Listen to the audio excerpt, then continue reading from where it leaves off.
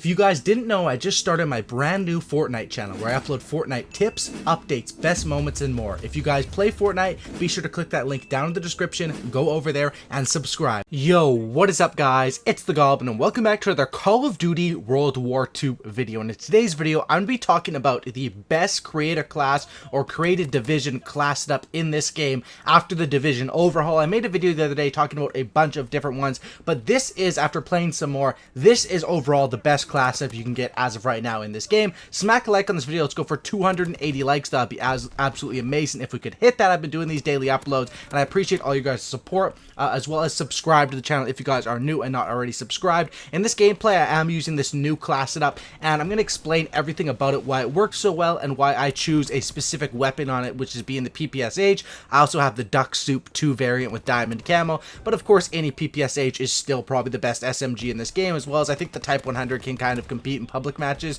But you can basically switch out your guns on this class setup, and we'll talk a bit about, you know, different basically customizable options later in this video. But let's get right into it. So Ppsh, the reason why I'm sticking with that, like I said, is, you know, latest Call of Duty tournament, basically what the pros are rocking right now is STG for all the assault rifle players and Ppsh for all the SMG players. Some players will go with the bar as far as an assault rifle, but that's mainly the three guns they're sticking around. And of course, if these guns are good enough for the professional players who are playing for literally hundreds of thousands, I think the last tournament had like $500,000 on the line, it's definitely good enough for us who play, you know, in either, well, I guess some people play competitive matches or public matches. These class setups are really definitely good, and more or less the Ppsh with this attachment setup. So as far as the division that I run, we'll start with that because there's a lot to explain today. Divisions were changed. I'm pretty sure everyone is aware of that. Armored Division is now the go-to in my opinion, especially for a game mode like Domination.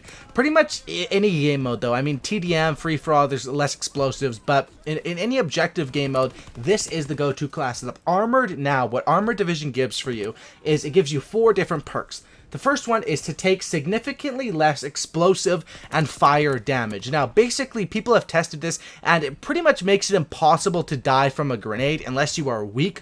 If you're weak, of course, then your health is going to be lower, so then you can blow it up. But basically, you've got the ultimate hunker right there with that, or the ultimate flak jacket, the ultimate hunker, whatever you guys know it as, to basically take less explosive damage, which is very useful if you want to be around these objectives. Even if you're not playing the objective completely, if you're around these objectives, you are subjective to that grenade damage. Also, take less fire damage. That is very useful against people using the fire shotguns. The main map where that comes into effect, I'd probably say, would be Flak Tower, as well as Point du Hoc is 100% the one where on that map people pull out their shotguns, people pull out those fire bullets, and there's nothing worse about being in a lobby with one of those people that even if they're getting hit markers and you're outgunning them, you end up dying to, it's not really a bleed, it's to the burn sensation, I guess, and that will be completely countered with this Armored Division. The next one is immune to shell shock and tactical equipment. Shell shock can be very annoying with kill streak spam, nade spam, where your screen is completely shaking. That's been one thing that I thought was just should have never been in this game in the first place. Sure, it adds an aspect of realism, but it really does hurt the gameplay of the game, and that basically completely makes you immune to the shell shock by running this Armored Division, as well as immune to tactical equipment. That would be the flares, stun grenades, flash grenades, anything like that. You are now immune to those. I really don't find that people use those very much. Like, people never use those in this game, even after the overhaul, which now allows every single player to carry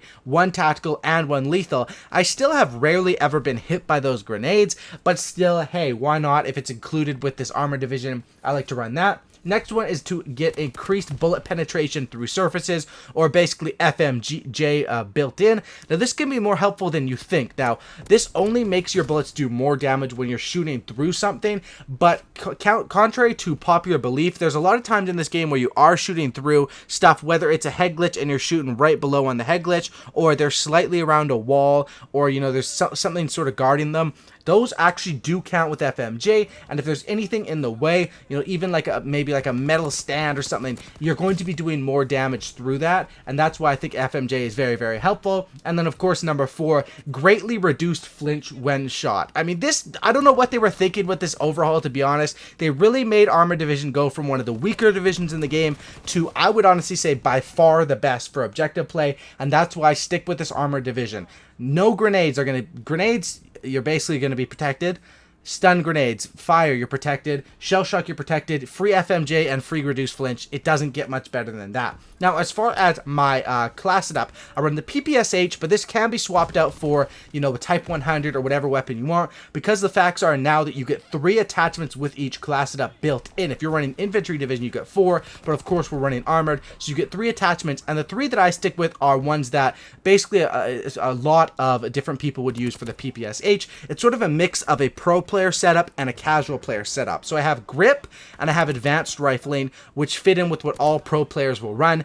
Grip, because the Ppsh does have quite a bit of recoil, because it's pretty strong in every other category, and advanced rifling is extremely helpful, more than you would think on an SMG. For those kills that are maybe even just across the middle on flak tower, that is helping you, and that is getting, you know, making them die in 1 or 2 less bullets at that longer range, and that's why advanced rifling is a major key. And as far as my third attachment, I will throw on extended mags, because why not? Having 52 bullets and not having to worry about reloading is really awesome. You could swap that one out for a quick draw. It depends on what you prefer. I've just always been a fan of extended mags and not really having to worry about, you know, I like to push and play at my own tempo and not have to slow down because of the gun or something like that. Those are the 3 attachments I run: grip, advanced rifling, extended mags, armor division. And as far as my basic training, this is another key what makes this class up so overpowered for objective game modes, but for even for domination, this is kind of undoubtedly the best class, because Blitzkrieg, and what Blitzkrieg basically allows you to do, it's a new basic training or a new perk in the game.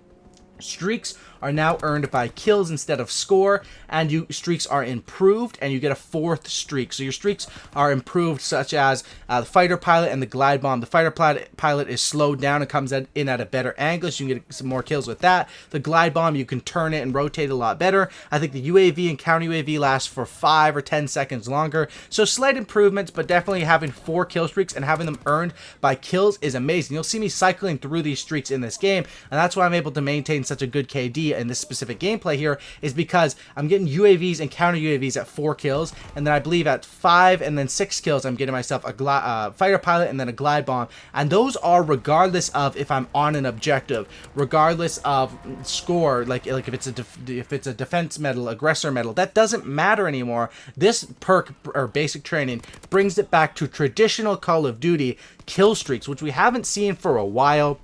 Now, the thing is, you don't get any extra points for capping a flag or stuff like that, so I know some people will definitely be concerned with that, but you do straight up, it's 1 kill equals 1 point. There's no assist, there's no bonuses, that's all it works. And of course, other stuff will still get you points towards leveling up, these recon assists, playing the objective, but that's as far as streaks goes. And the reason why I love this perk or basic training so much in domination is because if you're familiar with domination, if you guys do play domination, let me know in the comment section down below, what game mode do you guys play the most? For me, it's going to be domination. If you guys do play domination the most, or even if you play it at all, you will be aware of the 50 points per kill and how bad that is at making you be able to earn streaks. That's basically the kryptonite of this game mode, and this completely negates it, because it doesn't matter how many points you're getting per kill. When it's a quick transaction, 1 kill equals 1 point on the thing. Now you get yourself paratroopers with a 12 kill streak. Carpet bomb, I believe, is 13 or 14 kills. You could pretty much run any setup. I like just to go with the UAV counter, glide bomb,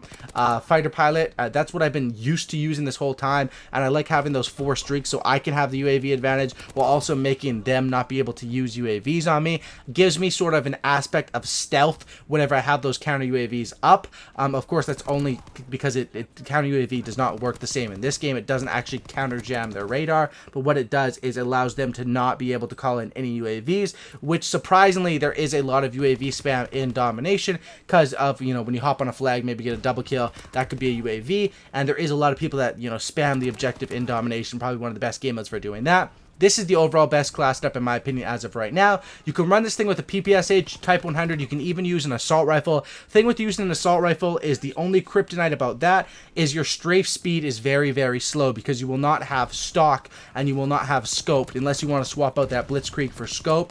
That is up to a personal preference. The reason why I would say stick with SMGs on this class is because it fits better. With SMGs, you're going to be up in their face more need for armored, more need for that less flinch in that FMJ, or maybe FMJ could be used on an assault rifle as well, just as much. But I definitely think that it fits very, very good with an SMG, and that's what I like. So stick with it with your favorite SMG, your favorite attachment, and give this class setup a go. Thanks for watching, guys. Smack a like on this video if you guys made it to the end. I would really appreciate that. Subscribe to the channel if you guys are new, and have a great night, and I'm out. Peace.